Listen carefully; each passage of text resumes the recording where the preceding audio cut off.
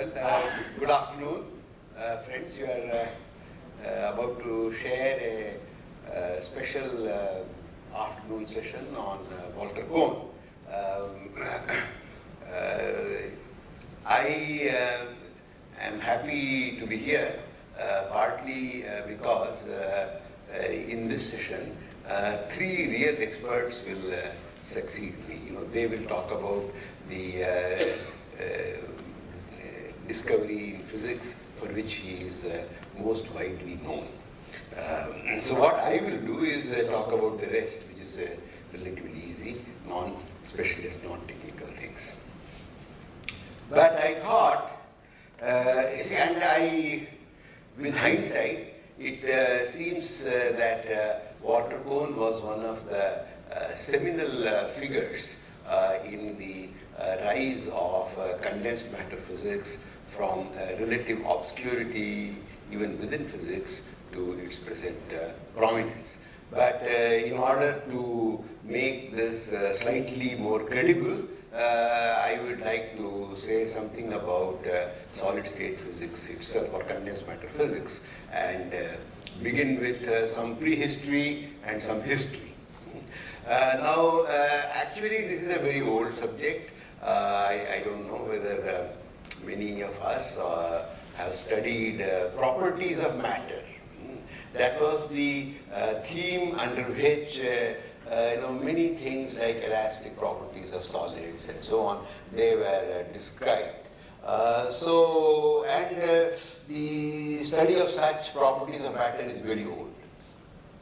And it's a very old part of physics. However, it came to the consciousness of physicists as a separate subfield only relatively recently. As early as 1911, for instance, perhaps the first steps were taken in a subject which was then called solid-state physics. What was then done was, that is in 1911, was that the recently discovered X-rays, which were identified to be electromagnetic waves, they were used to show that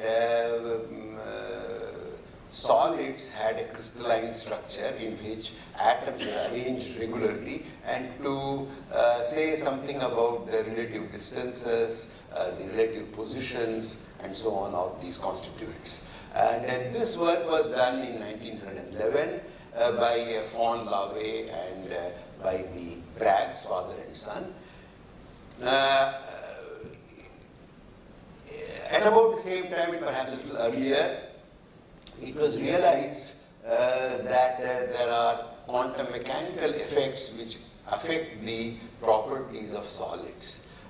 This was a very great discovery, because before that it was believed that any piece of matter which consists of a large number of constituents will have a universal, let us say, heat capacity which does not depend on temperature, which is in half integral multiples of the Boltzmann constant and times some numbers. Now, this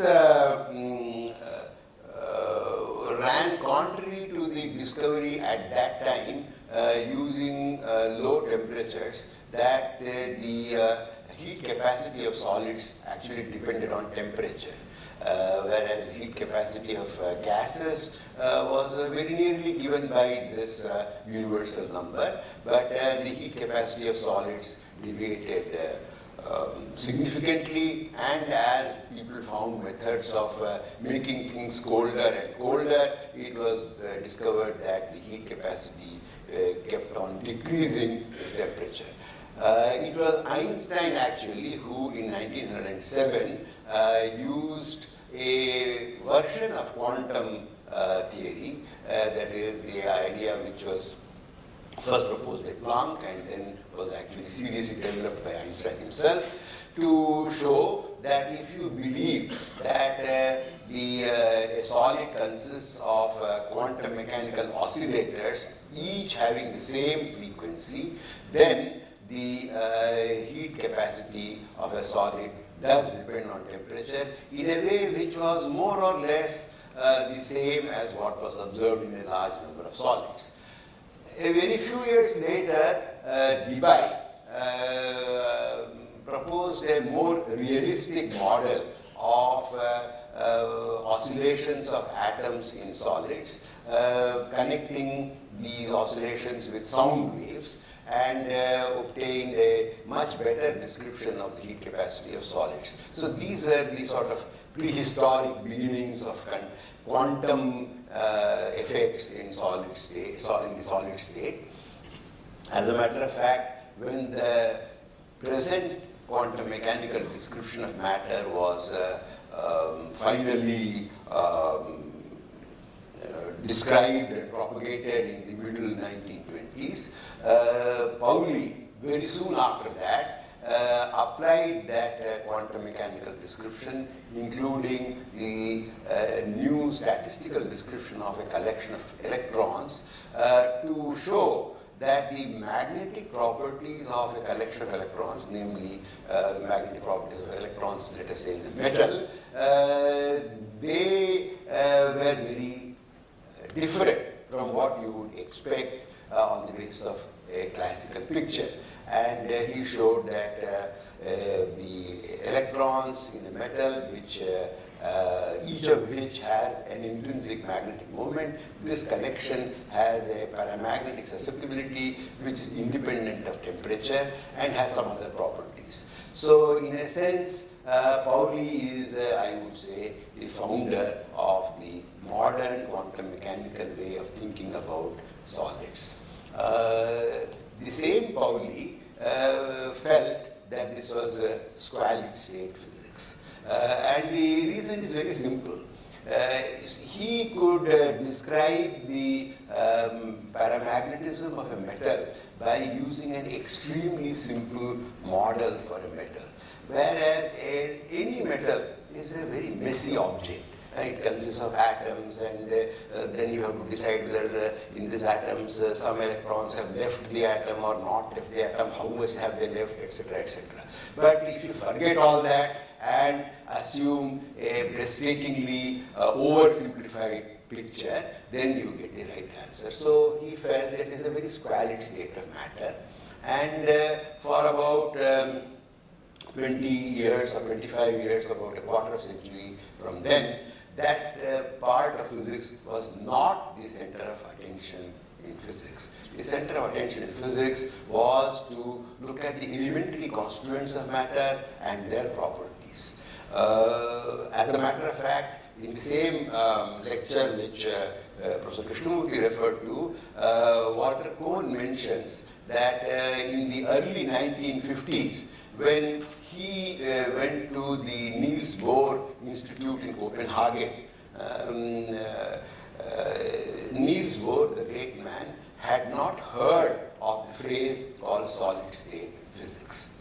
So that is the kind of obscurity which describes the beginnings of the subject. In the middle 60s, by the middle 60s, it turned out that this state of matter, which was called solid state physics, had a number of interesting features, and not just for having a new name or a new brand, it was beginning to be called condensed matter physics. It was called condensed matter physics because many of the properties which solids exhibit are exhibited by all pieces of matter in which the atoms or molecules have come together as close as they can and have condensed. So this could be a liquid, it could be a solid, it's very often a solid.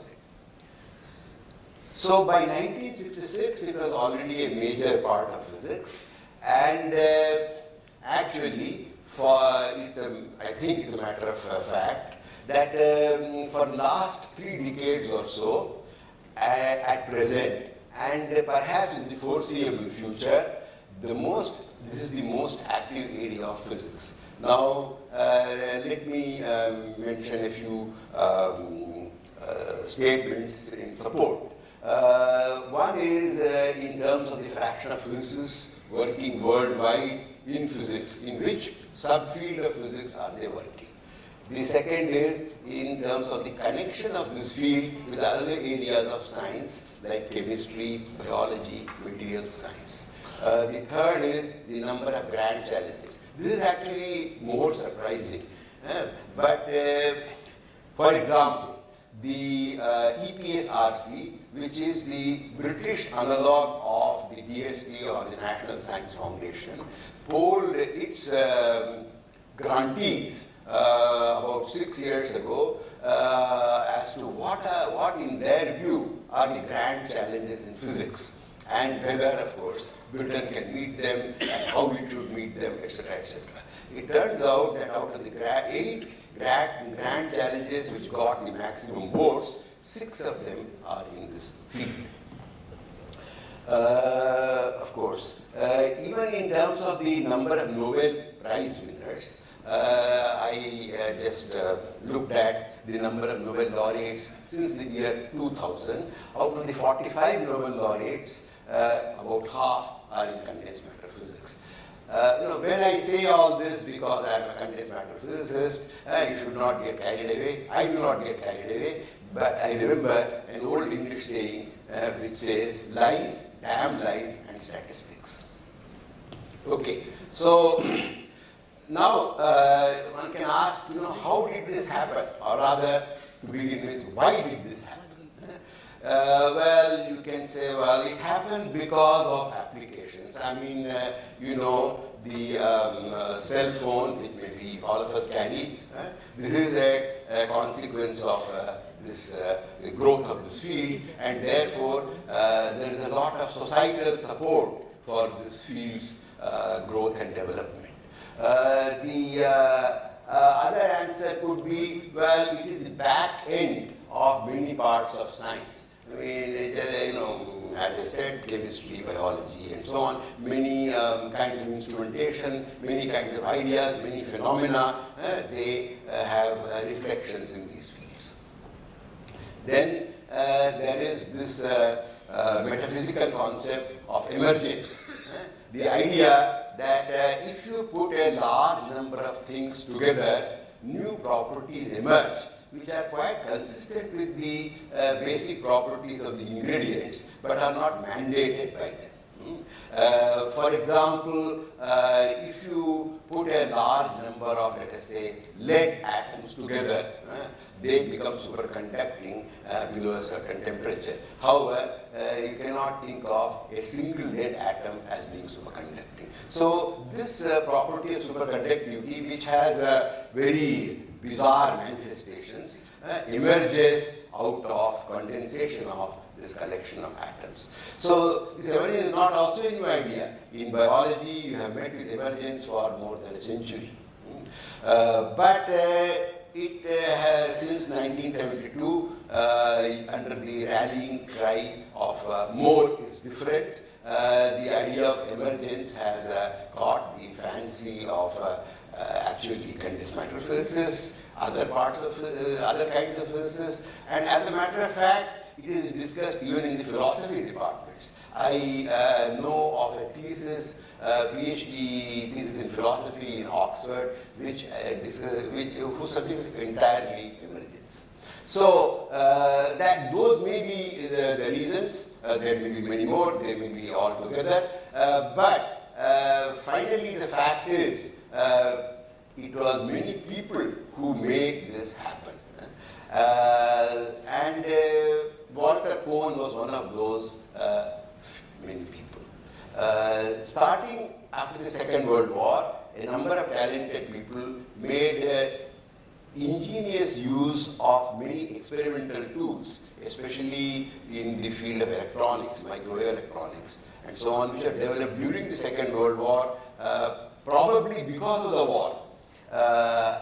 This process of expansion is going on. See, just a few days ago, I read an article in this month's Physics Trade Journal, Physics Today, which talked about how the structure of a protein which was not known has been determined by a proton NMR technique, pulse NMR, 2D NMR technique, which is also an old technique, but which uses the fact that you can spin a sample of this particular protein at a speed of 100 kilohertz.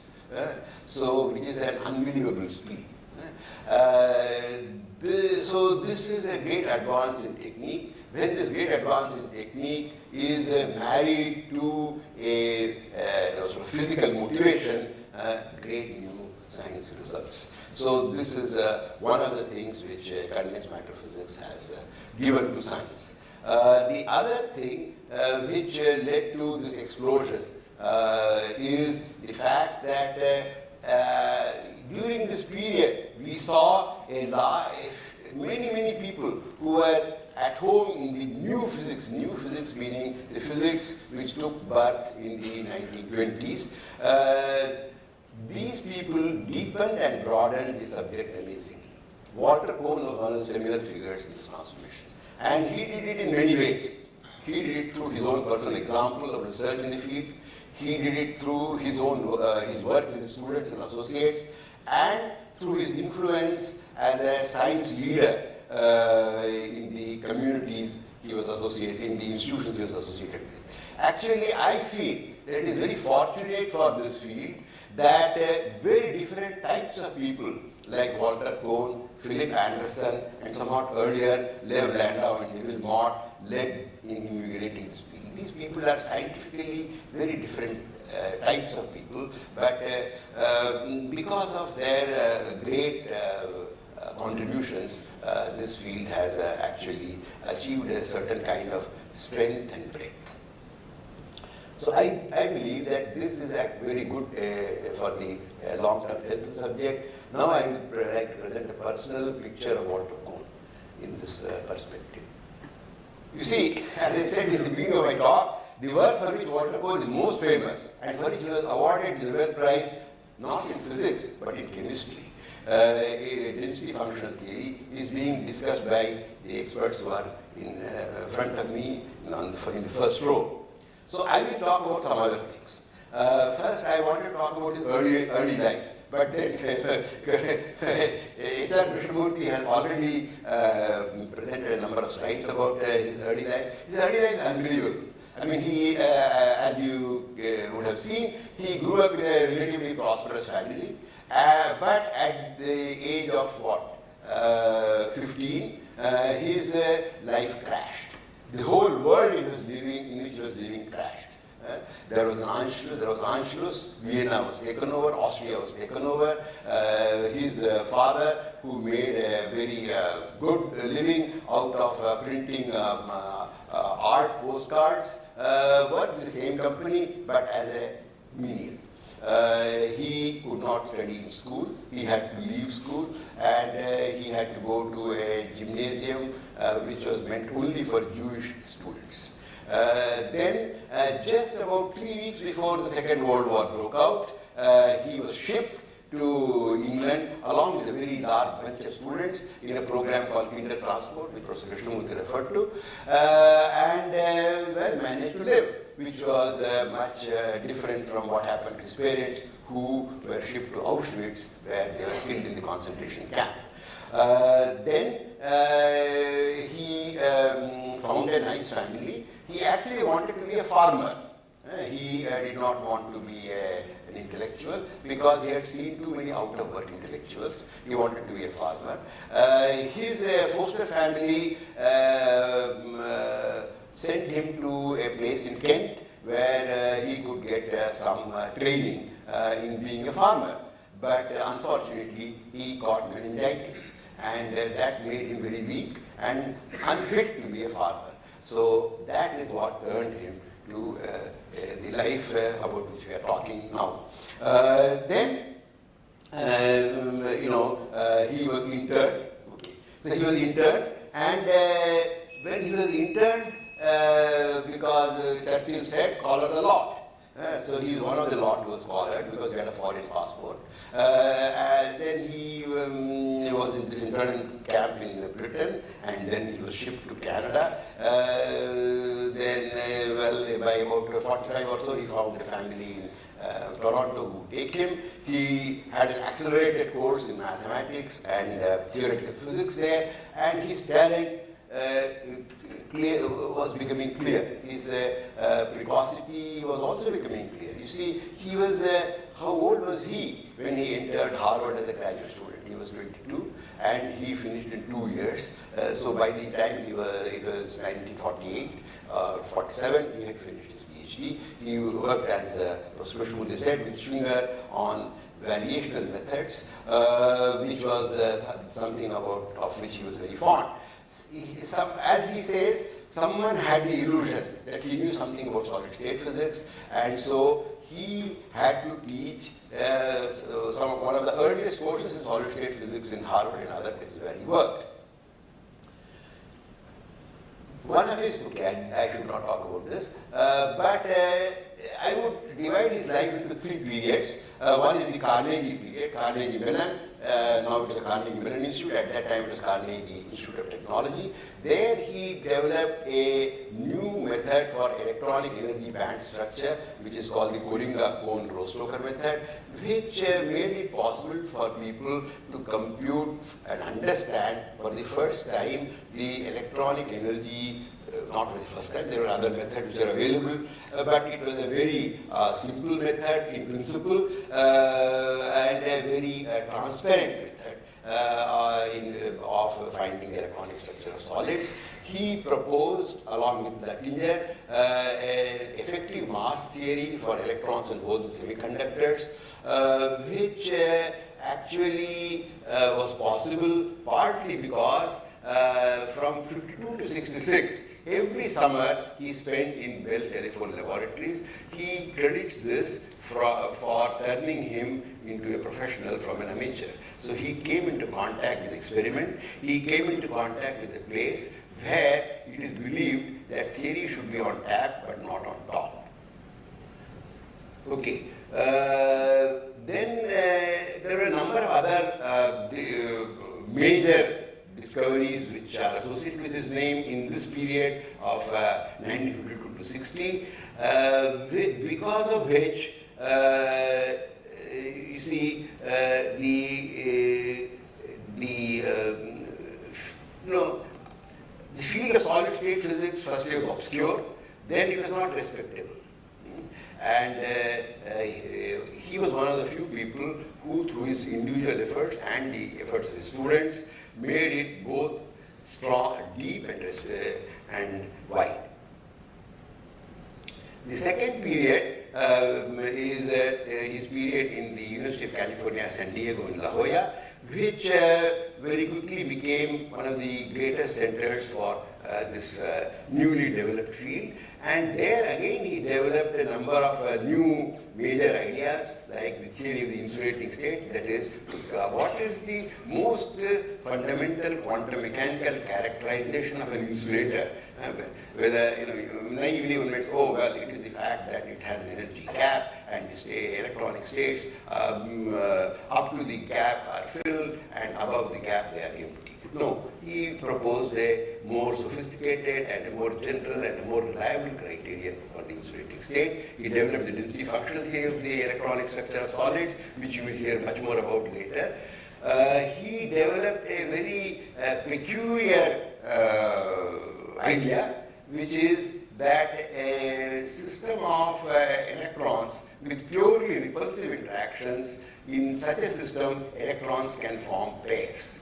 And of course, it doesn't guarantee that these pairs will form a superconductor, but this is the very first step towards forming a superconductor. So earlier it was believed that two electrons have to attract each other in order for them to form pairs, but he, along with Luttinger, proved that a system of electrons with only Coulomb interactions that are purely repulsive can form pairs. Okay, then there is a third phase, which is the phase as a leader. He was the founding director of the Institute of Theoretical Physics in Santa Barbara, which is the first institution of its kind. And the fact that it is successful is known from the number of institutions which copied it. Thank you. point of his life, I must say that towards the very end of his life, when he was in his late 80s, because his wife had developed a retinal problem, she could not see well. What she could see was highly distorted. This is called acute macular degeneration. He developed a physical method of compensating this acute macular degeneration by, suppose you have a graph paper with very fine squares. A person with AMD, seeing that, will not see straight lines, he will see wavy lines. So he found a method of compensating that in real time, so that a person can actually see things as they are. So when he came to Bangalore for the last time, which Professor Krishnamurthy mentioned, he was a great advocate of solar energy. He was the executive producer of a movie called The Power of the Sun, in which the narrator was John Cleese, who was the prime actor in a BBC serial called Monty Python. Thank you.